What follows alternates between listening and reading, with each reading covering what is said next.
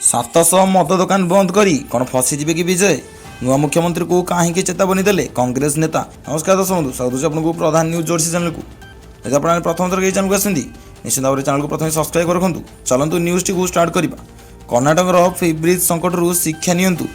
ତରବରିଆ ଭାବେ 700 ମଦ ଦୋକାନ ବନ୍ଦ କରନ୍ତୁ ନାହିଁ। ତାମିଲନାଡୁର ଜୋସେଫ୍ ବିଜୟ ସରକାରଙ୍କୁ କଂଗ୍ରେସର ବରିଷ୍ଠ ନେତା KN ରାଜନ୍ନାଙ୍କ ଚେତାବନୀ। କଂଗ୍ରେସର ବରିଷ୍ଠ ନେତା KN ରାଜନ୍ନା ତାମିଲନାଡୁ ସରକାରଙ୍କ ନିଷ୍ପତ୍ତି ଉପରେ ପ୍ରଶ୍ନ ଉଠାଇ କହିଛନ୍ତି, ମୁଁ କେବଳ ଏତିକି କହୁଛି ଯେ ସେମାନେ ଯେଉଁ ରାସ୍ତାରେ ଚାଲୁଛନ୍ତି ତାହା ଅତ୍ୟନ୍ତ କଣ୍ଟକିତ। କର୍ଣ୍ଣାଟକରେ ଫିବ୍ରିଜ୍ ଦେବା ପରେ ସରକାର ଯେଉଁ ପରିସ୍ଥିତି ଦେଇ ଗତି କରୁଛନ୍ତି ତାହା ଆମେ ନିକଟରୁ ଦେଖିଛୁ। ତାମିଲନାଡୁ ସରକାର ମଧ୍ୟ ସେଥିରୁ ଶିକ୍ଷା ଗ୍ରହଣ କରିବା ଉଚିତ ଏବଂ ସାବଧାନତା ଅବଲମ୍ବନ କରିବା ଉଚିତ।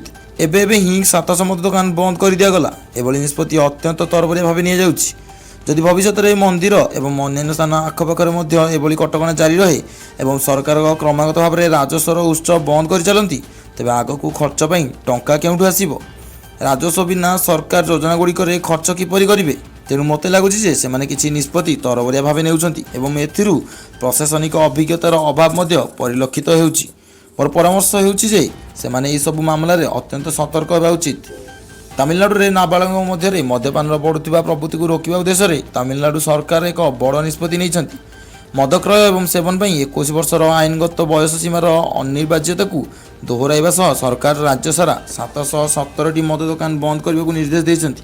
ଏଥିସହ ନୂଆ ନିର୍ଦ୍ଦେଶାବଳୀ ଉଲ୍ଲଂଘନ କରୁଥିବା ବ୍ୟକ୍ତିଙ୍କ ବିରୁଦ୍ଧରେ କଠୋର କାର୍ଯ୍ୟାନୁଷ୍ଠାନ ଗ୍ରହଣ କରାଯିବ ବୋଲି ସରକାର ଚେତାବନୀ ଦେଇଛନ୍ତି। ତେବେ ଦେଖାଯାଉ ଏ ପରିସ୍ଥିତି ଆଗକୁ କିପରି ମୋଡ଼ ନେଉଛି। କିନ୍ତୁ ଆମେ ଦେଖାବ ଅନ୍ୟ ଖବର ସହିତ। ଆପଣ ଯଦି ଭିଡ଼ିଓକୁ ଏଯାଏଁ ଦେଖିଛନ୍ତି ଭିଡ଼ିଓକୁ ଲାଇକ୍ କରି ସେୟାର କରି ଚ୍ୟାନେଲକୁ ସବସ୍କ୍ରାଇବ୍ କରି ରଖନ୍ତୁ।